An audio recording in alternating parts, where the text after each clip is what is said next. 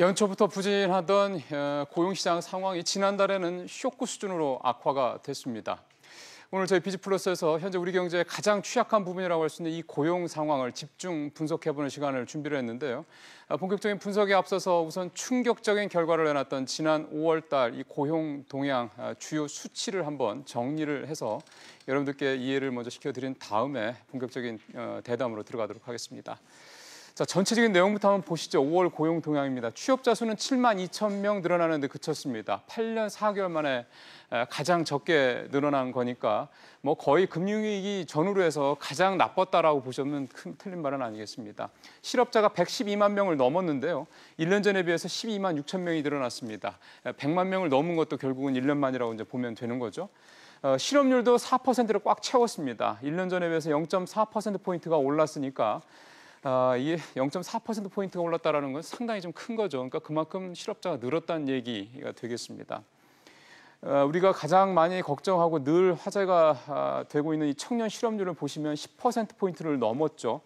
1년 전에 비해서 1%포인트가 넘게 늘어난 건데 사실은 요즘에는 청년 실업률, 이 실업률 수치 10% 이 수치보다도 사실은 체감 실업률, 체감 청년 실업률을 더 보죠. 그거는 뭐 20%가 훨씬 넘으니까 그것만 보더라도 우리나라 청년 실업 문제는 사실은 계속 악화되고 있는 상황이고 그 가파르기가 더 거칠어졌다 이렇게 봐도 틀린 말이 아니겠습니다. 취업자 수를 조금 더 쪼개서 보면은요 이렇습니다.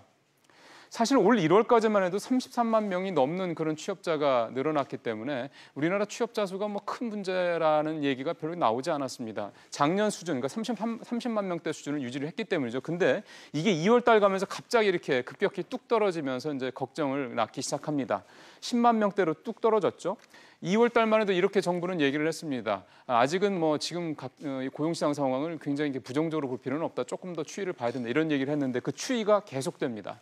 3월 달에 11만 명대로 뭐 조금 늘긴 했지만 뭐 역시 10만 명대 초반에 그쳤고요. 4월 달에 조금 늘어나서 12만 명대로 가서 뭐 자신 있게 얘기는 못했지만 봐라, 조금씩 늘지 않느냐. 5월 달은 더 늘 수도 있다. 이렇게 얘기를 했던 게 5월 달에 완전 망가졌습니다. 7만 명대 초반까지 떨어지면서 김동연 부총리가 충격적이다라는 얘기를 꺼내놓고 경제팀의 책임이다라고까지 토로를 하게 만든 상황이 벌어졌습니다. 도대체 어느 업종에서 이렇게 고용이 나빴을까요? 업종별 상황을 보시죠.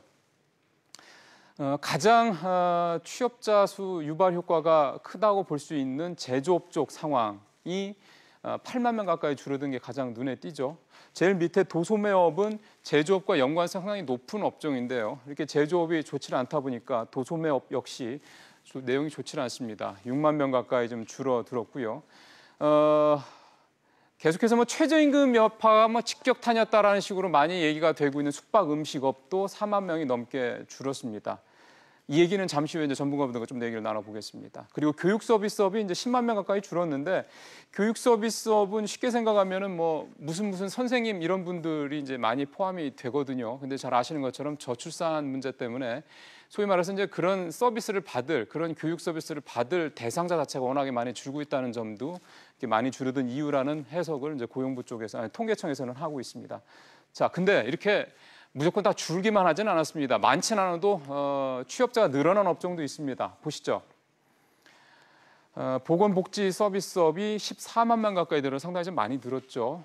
공공부문은 9만 명 가까이 늘었습니다. 이 공공부문이라는 거 쉽게 생각하면 이제 뭐 정부에서 이제 공공행정 쪽이라든가 국방 쪽, 그다음에 정부의 사회복지 서비스 뭐 부문 이런 쪽이니까 뭐 쉽게 생각하면 이제 공무원 관련된 이런 부분들이 좀 늘어난 부분들이 좀 늘어났다, 많이 늘어났다가 볼 수가 있겠습니다. 확실히 이제 민간 사이드 쪽은 상당히 좀 부진하고 공공 사이드 쪽은 인원이 많이 늘어나고 있다라는 점이 이번 5월 고용 동향의 특징이라고 볼 수가 있겠습니다. 자, 지금부터 뭐 보시면 아시겠지만 상당히 충격적인 수치들이기 때문에 이렇게 고용 쇼크에 빠진 우리나라 상황 도대체 원인은 뭐고 그래도 해법을 찾아야 되지 않겠습니까? 해법은 뭐가 있을지 전문가분들 얘기를 좀 들어보도록 하겠습니다.